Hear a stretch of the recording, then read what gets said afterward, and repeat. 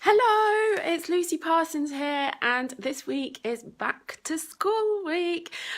So this week I'm going to be doing 5 Facebook Lives, and they are all going to be themed around back to school. So today's is going to be about year 10 and what year 10s, people starting newly in year 10, can expect from starting their GCSE courses. Tomorrow is going to be focused on year 11. Thursday year 12, Wednesday year 12, Thursday year 13, and the last day, Friday, will be all about those kind of back to school nerves and jitters. So if you're watching live or the recording, please say hi in the comments, say where you're watching from, and if you're watching alone or if you've got a student with you or a parent with you, and I'd love to say hi, and if you're finding what I'm saying useful, I'd love you to share this onto your own timeline so that you can share the love and share the wisdom far and wide. Okay, so I'd love to know, if you're watching, how are you the parent of a year 10? If you're the parent of a year 10, give me a 1 in the comments. And if you're a student going into year 10, give me a 2 in the comments. And I'm just going to make sure I've got 3 people watching apparently, which is fantastic. So please don't be shy. Please make sure you say stuff. But we've got Debussy. Hello, here are your 2 girls in year 10. Fantastic. Debussy, I met you at the weekend, didn't I, at Shola's event. So, and Debbie, that's fantastic that you're here. Thank you so much for turning up live. So let's dive into these tips. So what can you expect in year 10?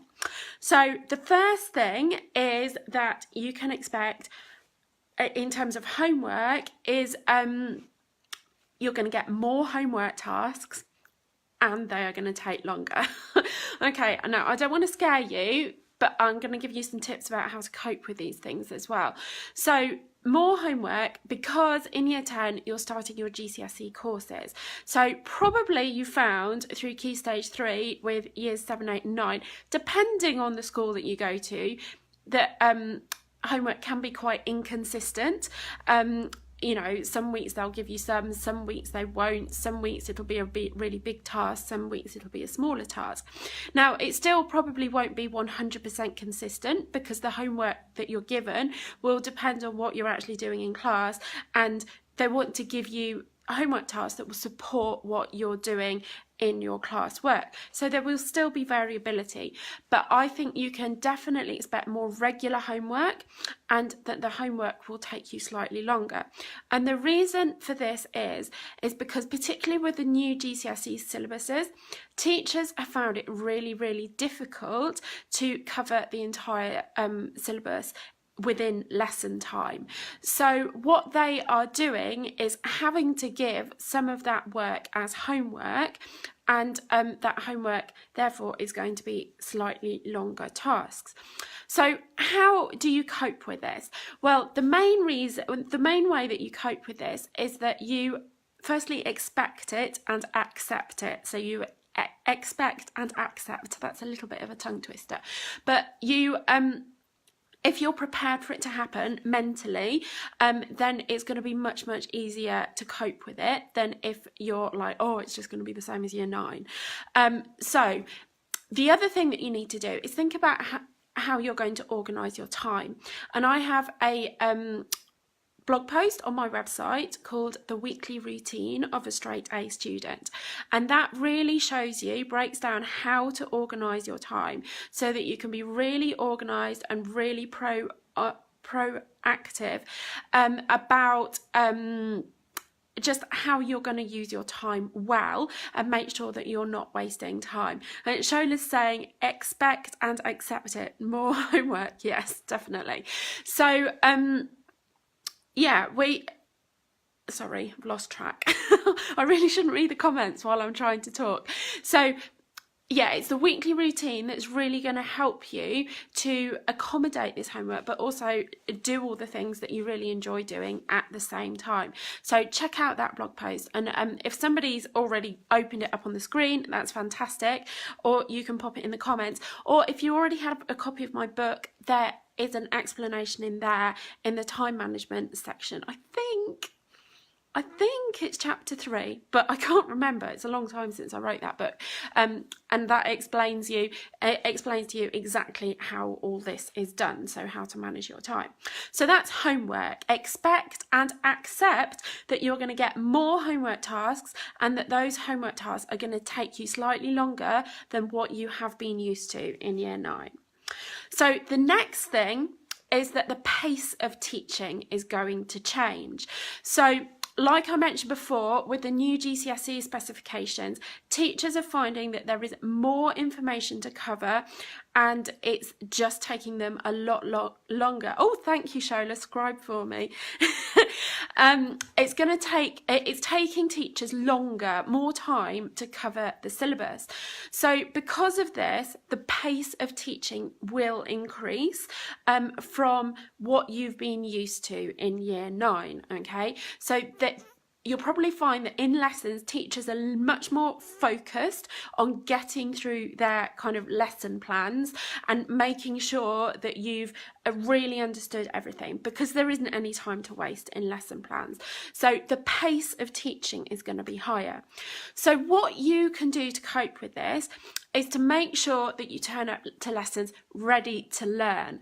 So this is really important, both in terms of attitude and in terms of the equipment that you have with you.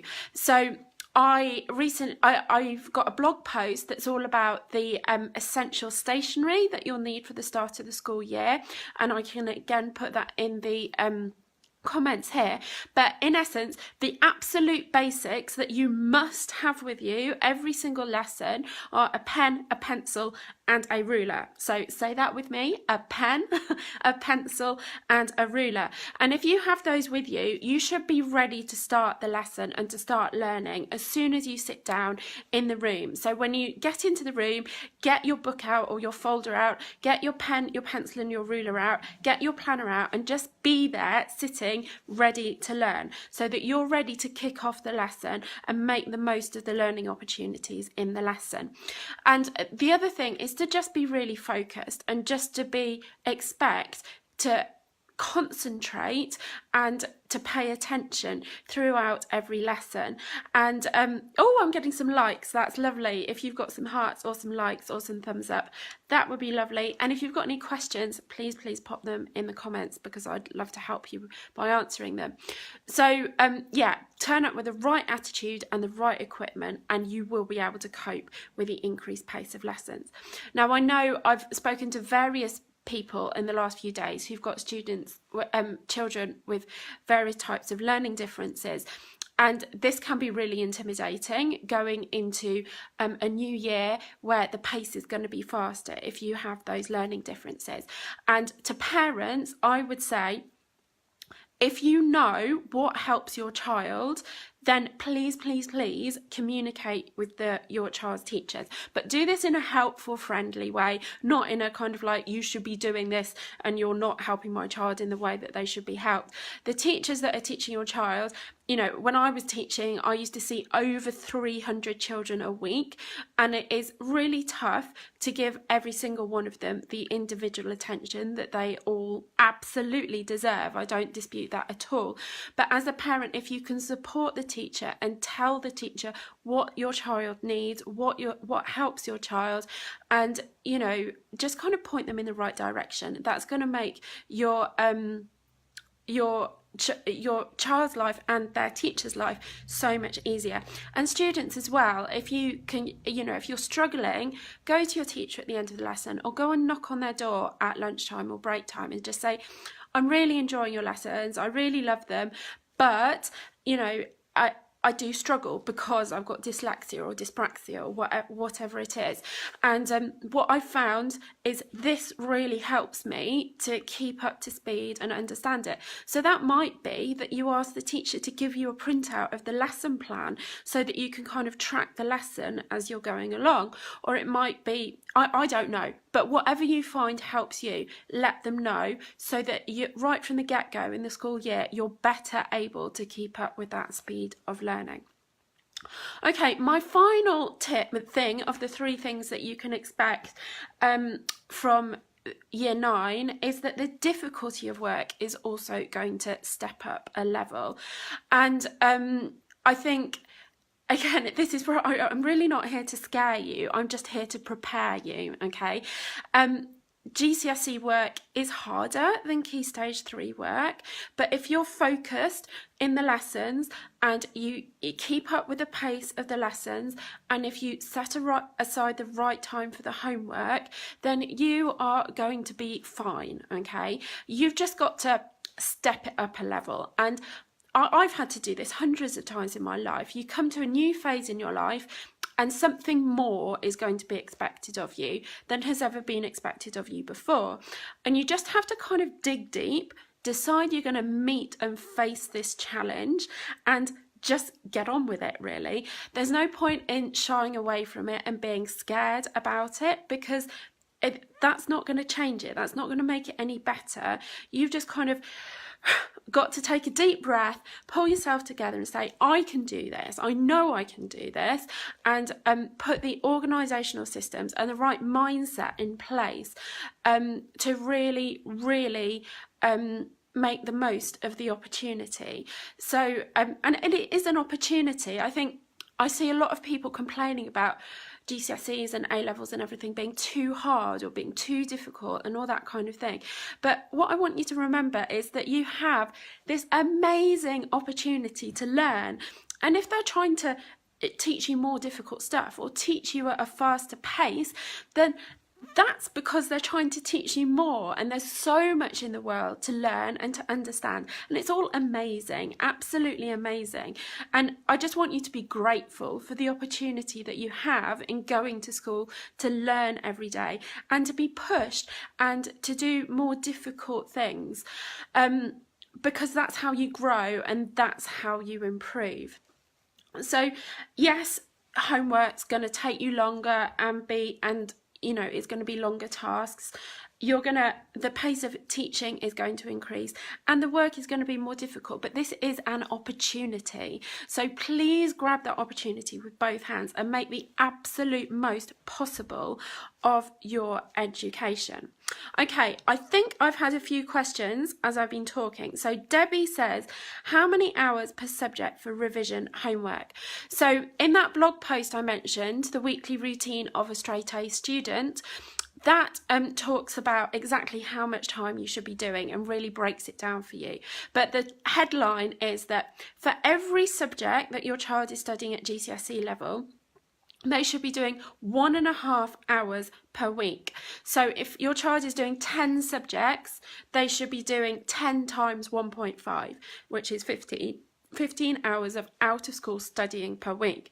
And when I say studying, that includes both homework and both homework and revision. So then you as a family need to create a plan, a routine, using that blog post I've told you about, that enables you to do the 15 hours of out of school studying per week. So do the homework first, and then if there's time left within that 15 hours, use it for revision, okay?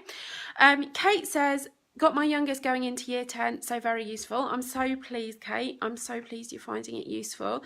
Anybody else got questions? I'm just scrolling back. I can see all Shola's fabulous summaries. Thank you so much, Shola, for popping those in. I can't see any other questions. So if you have got any other questions, please pop them in now while I'm on live.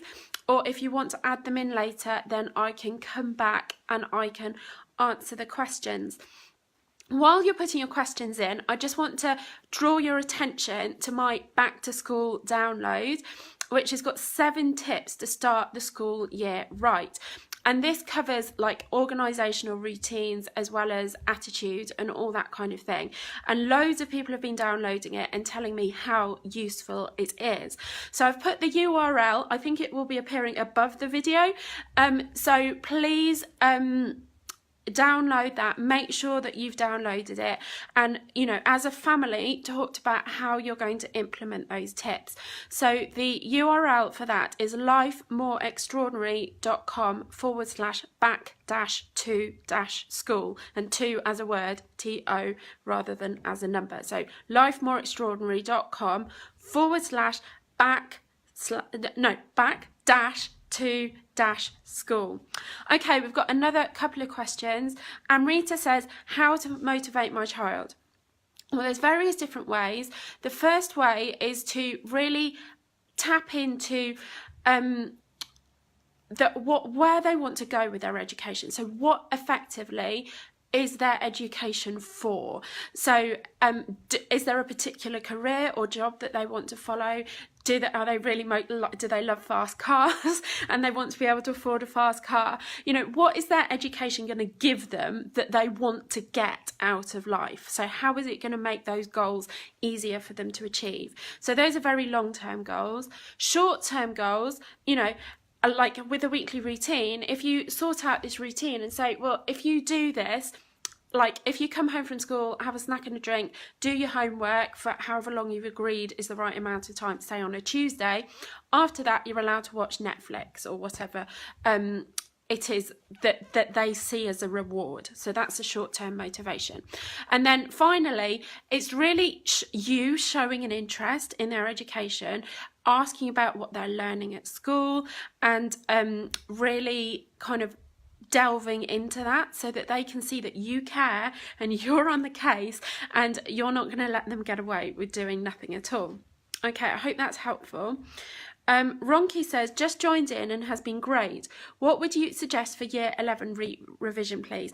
Ronki, I'm going to do a special talk all about year 11 tomorrow, so look out for that tomorrow. I haven't got really got time to go into that today, but yeah, I'll cover that off tomorrow for you.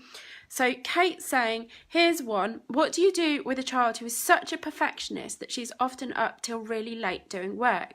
Seems like a nice problem to have, but she then gets cross. She has no free time and is tired. Well, one thing I did when I was at school, and I worked incredibly hard when I was at school, was I set limits. So I never, like when I was in year 11 and sixth form, I never worked beyond 9 o'clock at night. Okay, that was my limit, because I knew if I didn't stop then, I wouldn't be able to calm my busy brain down and have the time to myself that I needed and deserved before going to bed. So firstly, set limits. So what is a reasonable time for her to stop for the day on a really, really consistent basis? And you can put this into the weekly routine. I think the other thing on perfectionism, I've actually got a podcast on perfectionism, and so I'll try and remember to put that link in here. But one of the key tips is just really thinking about what is good enough. So is perfection necessary in every single instance, or is it not? And the lady who did the podcast interview with me, who was an expert on perfectionism, said basically use a scale of 1 to 5, where 5 is it needs to be perfect and 1 is it really doesn't matter that much at all. So if maybe you're actually doing revision for an actual GCSE exam, then 5 is probably kind of what you're aiming for. But if it's an everyday piece of coursework or just an everyday piece of homework, then it might be a 4, okay? So just before, encourage your daughter to kind of get into this routine of sitting down and thinking, you know, on a scale of 1 to 5, how perfect does this actually need to be? Because not everything in life has to be perfect. And the other phrase is done is better than perfect. And, you know, I'm a bit of a perfectionist. I don't believe that I've ever got anything perfect in my entire life because I'm a perfectionist. But sometimes you just have to get things done and move on. Otherwise, you never actually achieve anything. So I hope that's helpful. Sharon says, we spend a lot of time in the car travelling up to 2 hours 4 times a week to extracurricular activities. Any hints for using this time wisely? Yes. So this would be a brilliant time for doing things like revision. And revision, that is the kind of repetition phase of revision. So I talk about revision being a 3-stage thing. It's firstly, you understand the material. Secondly, you record the material. That's by putting it on flashcards or into revision notes or into a poster or a mind map or whatever. And then finally, it's about repetition. So if your daughter, I think it is, can use the time in the when she's outside the car to do the understand and the record, and then the time when she's in the car to do the repetition. So maybe speaking it out loud, repeating it, checking like on a flashcard whether she's remembered it all, maybe teaching you stuff. That would be really, really helpful. Right,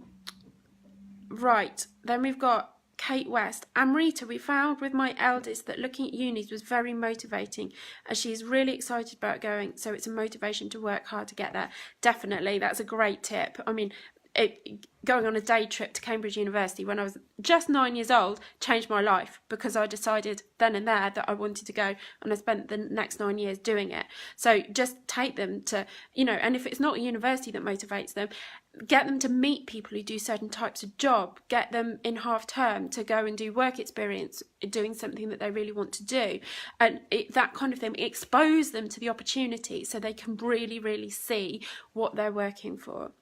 Kate West, great, I'll have a look at podcast. The good enough thing, very useful. She's like that with everything in life. I'll definitely get her to try that with everything. Okay, yeah, look at the podcast. Go to my website, and at the top you'll see the podcast tab, and then you'll be able to scroll down, and it's with a lady called Lisa Van Gemmert, so you should be able to find that.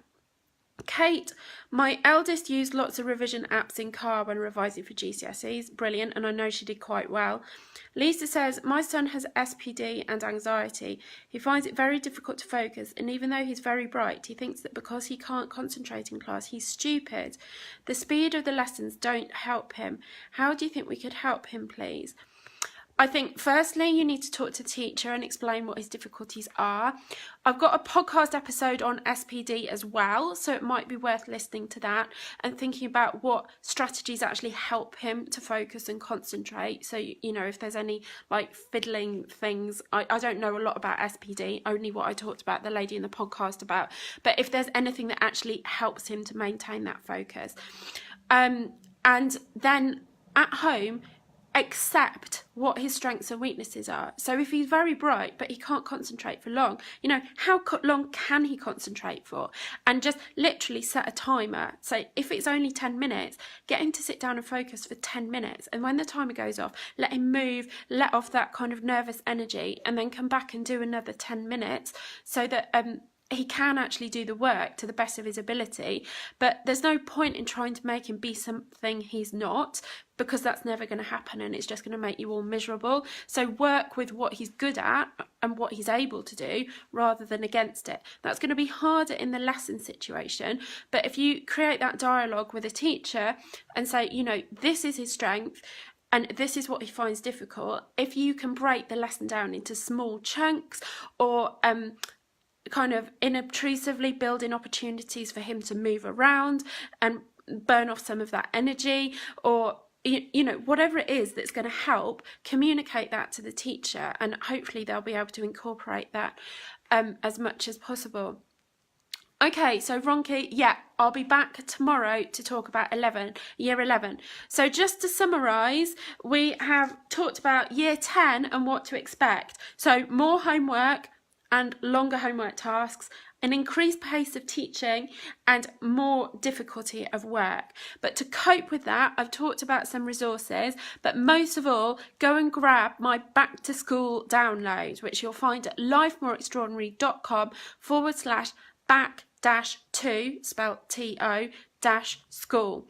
And if you've got any questions, just pop them below, and I'll be back tomorrow to talk about year 11. Thank you so much for watching. Bye bye.